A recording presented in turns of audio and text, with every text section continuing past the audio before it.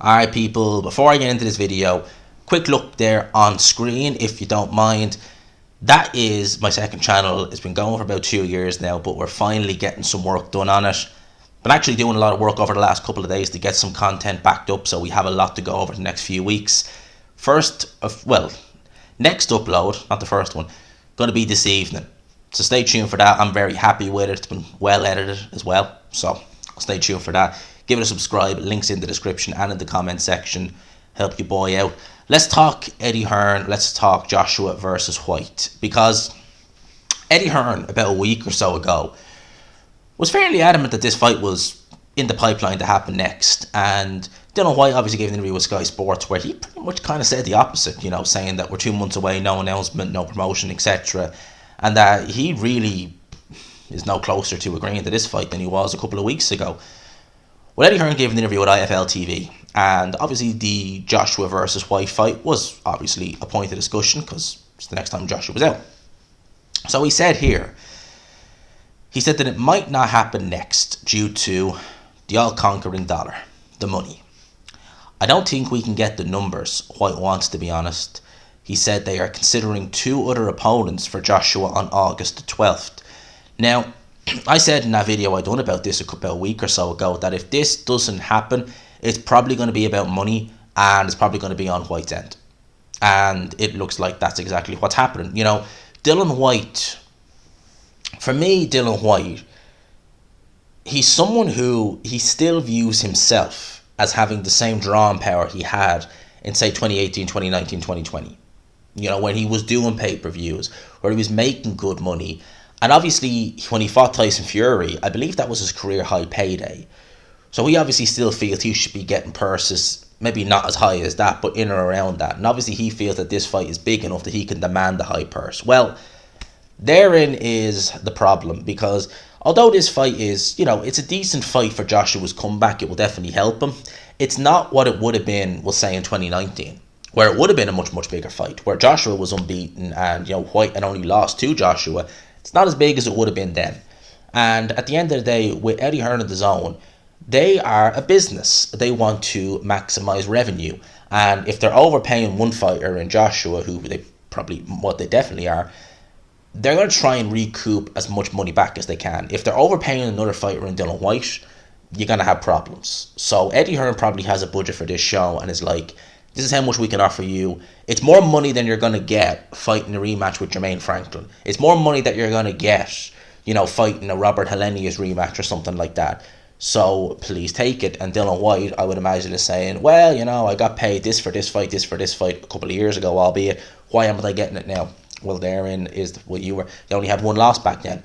In terms of Dillian Whyte, for me, this Joshua fight makes sense for a variety of reasons. It makes sense for Joshua. But for Dillian Whyte, although I wouldn't pick him to beat Joshua, you have been able to buzz Joshua in the past. You do know sort of what you're dealing with him. You know how to get under his skin. And when you get under his skin, he can be a bit more reckless, which gives you chances to counter punch. And Dillian Whyte obviously has a very good left hook, which he did counter Joshua with back in 2015.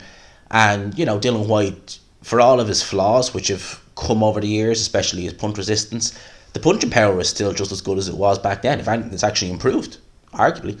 So there's always a chance with Dillian Whyte in there against Joshua.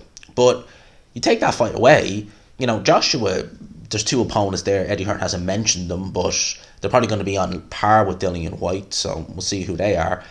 But for Dillian Whyte, what other road do you conceivably go down?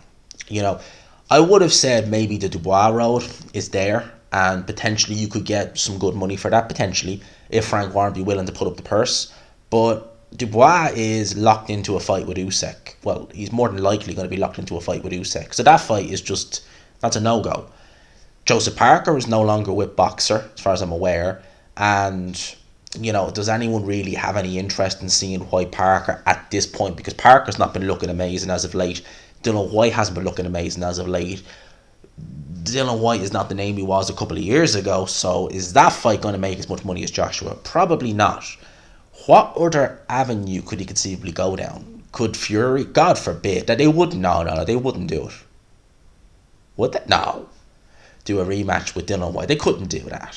They wouldn't do that. I know he's in the WBC top 15, But surely they wouldn't do that. Do a rematch with Dillian Whyte? No. No. I couldn't. Although I wouldn't put it past them, but I couldn't see it. I couldn't envisage them doing that. I really couldn't. What other avenue does Dillian Whyte have to go now? Is he going to try and fight other contenders and try and get a crack at a title? Well, that's not going to pay him as much as probably a Joshua fight if it's about money. And at this point, Dillian Whyte is looking shaky. So would you trust him against some contenders? I mean, imagine they put him in there with Frank Sanchez. I'd be picking Frank Sanchez heavily favouring him over Dillian Whyte at this point. What I would be thinking if I was maybe another promoter and this fight didn't happen, i.e. if I was Bob Arum, I'd be looking at him and saying, right, if he's not fighting Joshua and he wants money, if Jared Anderson gets through his next opponent, which is the Kazakhstan heavyweight he's going to be fighting in July, if he gets through him, it might be worth taking an L on a show, because you would take an L on the show, to be fair, especially if it's in America. It might be worth taking an L on a show to get Dillian Whyte over here so Jared Anderson can have a fight with Dillian Whyte, because that'll get him ranked crucially in the WBC top 15. It's a decent name to have on your scalp, at least for someone of Jared Anderson's experience or lack thereof and his age. And it would really start getting the ball rolling with him. The ball's already rolling with Big Baby Anderson, but that would really help speed it up. Dillian Whyte, there wouldn't be any real coming back from that, though, I suppose, in one sense, if he lost to Anderson. I mean, with Joshua, you might be able to say, look, he's on the comeback and he's a good fighter, etc. But if you lost to Anderson, I mean, that's the end of the road. So, watch the situation. Let's have a look. But Eddie Hearn is saying if it's not Dillian Whyte, the two other opponents, I wouldn't be exactly hoping that, could it be Frank Sanchez? Could it be, Otto well, maybe Otto Dillian, but it wouldn't be anybody nearer the top 5 of the heavyweight division, put it like that. I'd imagine if you've got a Wilder fight in the pipeline, you ain't going to be taking unnecessary risks. And why should you, to be honest with you, especially if it's a rehabilitation fight? So I'd imagine it'd be someone like an Otto Dillian, someone like that, although you probably want someone to mirror Deontay Wilder's dimensions, like a Gerald Washington. There you go. Obviously he's not as reckless as Wilder, doesn't hit as hard, but you're not going to want to take chance with a massive puncher, especially with someone like Joshua, with a Wilder fight coming up. You really ain't going to want to. That'd be just silly matchmaking. Imagine putting him in there with someone who's maybe limited, but which Wilder is, but a massive puncher with a Wilder fight going. Eddie Hearn would be sweating if that was the case. I wouldn't imagine he'd do that. So that's my thoughts on this. Let me know in the comments below what you think. Smash the like button if you could. Subscribe, of course, if you haven't already. For now, lads and lassies, I'll leave it there. I'll talk to you. Peace.